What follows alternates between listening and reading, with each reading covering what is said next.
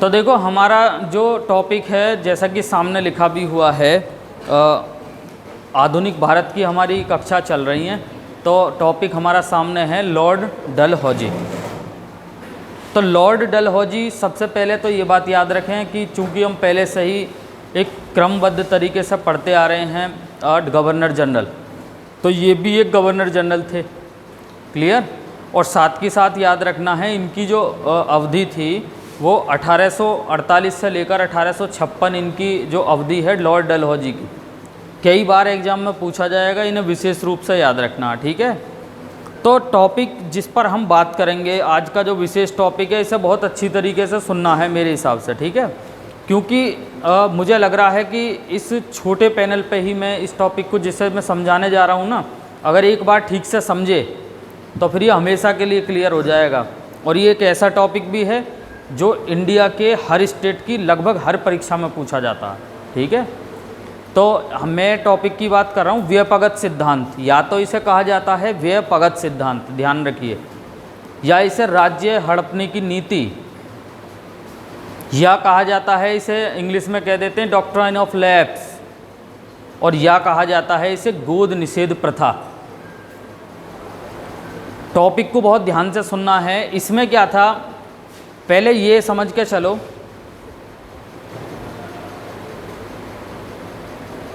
पहले ये समझ के चलना है कि हमारे यहाँ क्या होता था, जितने भी राजा शासक होते थे, जो भी रियासत के शासक होते थे, जो इंडिया में पहले से चली प्रथा रही है, वो ये थी कि जिस शासक के पुत्र नहीं होता था, समझ रहे हैं, तो ये पहले से चली आ रही प्रथा थी कि वो एक उत्तराधिकारी को गोद ले लेते थे, यानी कि किसी एक पुत्र को गोद ले लेते थे और फिर उसको अपना उत्तराधिकारी बना दिया जाता था, और उसको राजनीतिक और सामाजिक स्वीकृति भी थी इस चीज़ को, यानी कि इस व्यवस्था को ऐसा कह सकते हैं, ठीक है।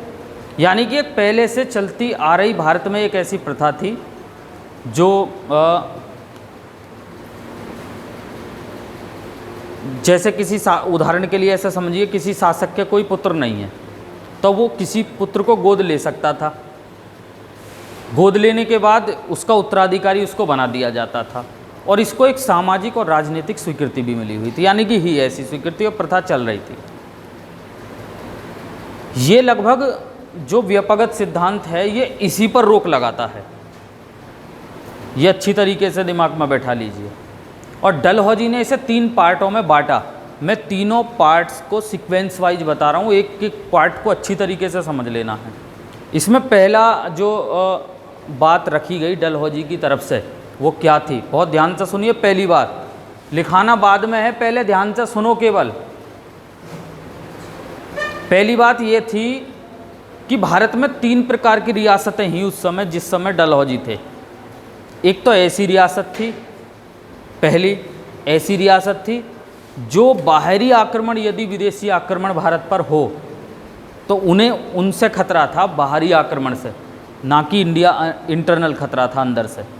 वैसे अपना काम वो चला रहे थे। एक तो ऐसी रियासत थी उस समय। एक ऐसी रियासत थी जो पूरी तरीके से उन्हीं के ऊपर थी, ईस्ट इंडिया कंपनी के, या कह दो अंग्रेजों के ऊपर थी। या कह दो अंग्रेजों के ऊपर थी, ठीक है, पूरी तरीके से, यानी कि कह देते हैं ना पूरी तरीके से अंग्रेजों के ऊपर, चाहे बाहरी आक्रमण हो चाहे राजस्व का मामला भी हो।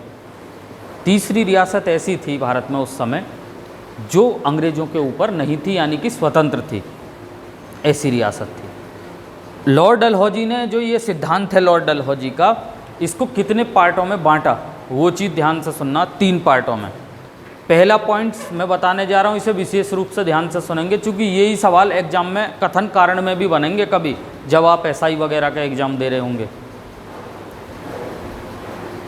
ऐसी रियासत जो केवल बाहरी आक्रमण, यानी कि विदेशी आक्रमण से खतरा था जिनको, और उस विदेशी आक्रमण से खतरे के लिए ईस्ट इंडिया कंपनी के ऊपर निर्भर थी, यानी कि उसकी सेना के ऊपर निर्भर थी। और उस रियासत का यदि शासक के कोई पुत्र नहीं है, यानी कि कोई अपना पुत्र नहीं है, तो वे किसी उत्तराधिकारी को गोद ले सकता है। गोद ले सकता है, ध्यान से सुनना। लेकिन उस उत्तराधिकारी जो उस राजा ने गोद लिया है, उस उत्तराधिकारी का अधिकार राजा की निजी संपत्ति पर होगा, ना कि संपूर्ण राज्य की संपत्ति पर। बात समझ में आई?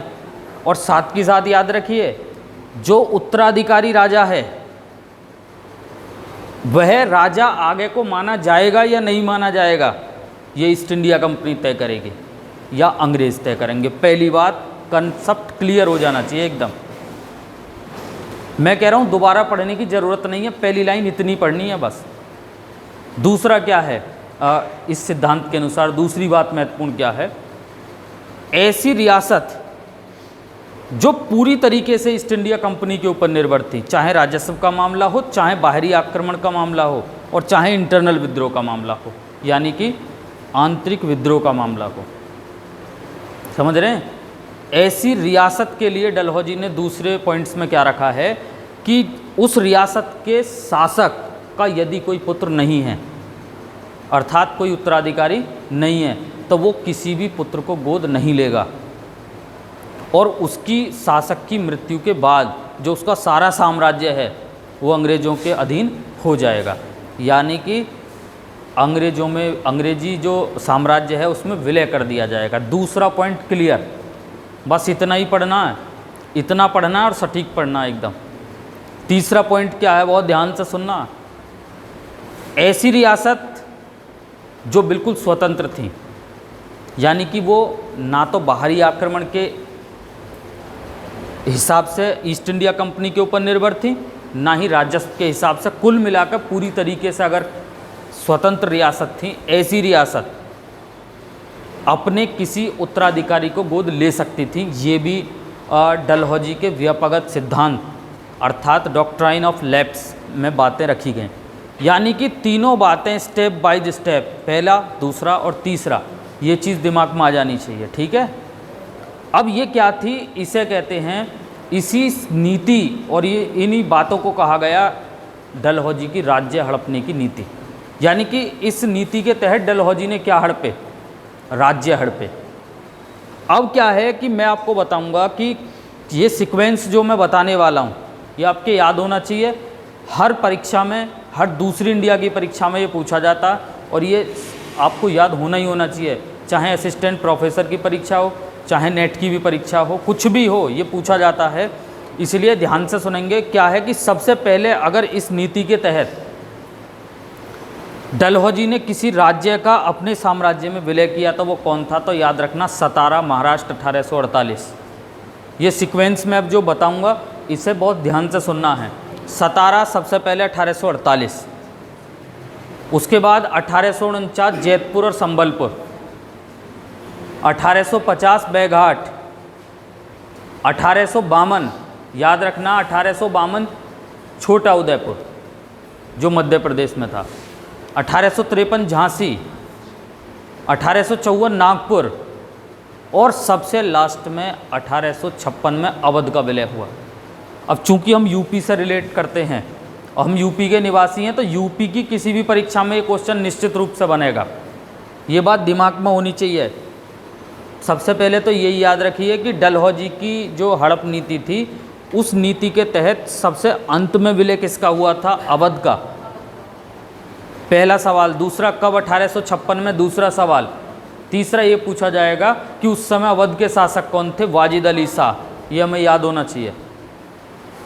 लेकिन ये बात याद रखनी है स्टूडेंट, कई बार पूछा जाएगा, चूंकि यूपी से रिलेट कर रहा है ये मामला, इसलिए ज़्यादा क्वेश्चन इसकी बनने की संभावना यूपी के किसी एग्जाम में है। अवध का जो विलय किया गया था वो कुशासन नीति का आरोप लगाकर किया गया था, यानी कि आपका जो शासन है वो सही तरीके से नहीं चलाया जा रहा है।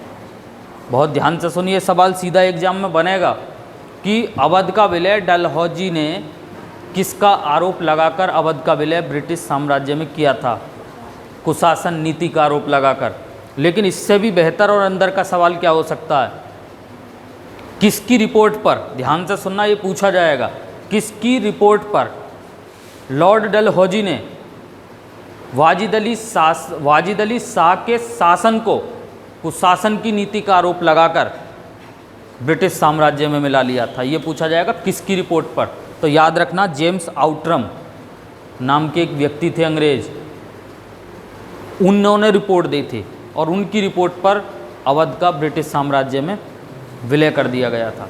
अब चूंकि हम विलय वाली बातें पढ़ रहे हैं, एक ऐसा सवाल बता देता हूं जो शायद ही आज से पहले आपने सुना हो, क्योंकि टॉपिक ये पढ़ा होगा लेकिन शायद हो सकता है प्रश्न ना सुना हो। अगर सवाल ये बन जाए कि सर्वप्रथम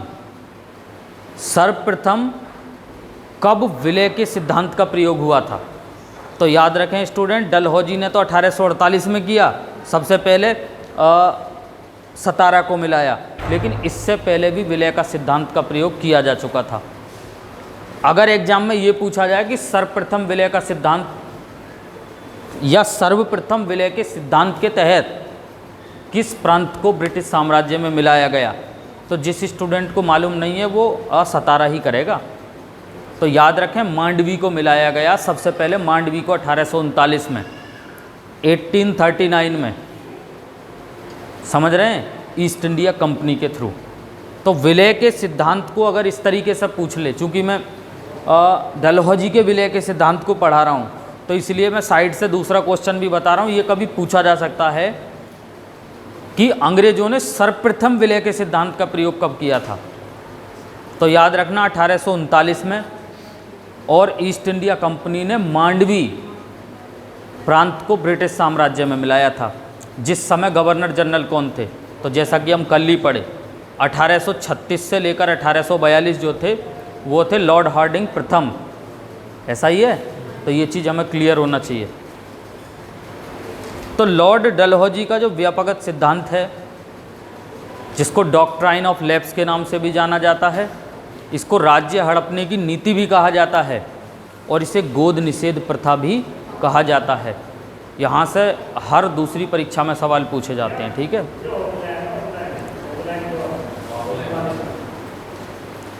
1836 से लेकर 1842 लॉर्ड ऑकलैंड, हाँ लॉर्ड ऑकलैंड है उस समय गवर्नर जनरल।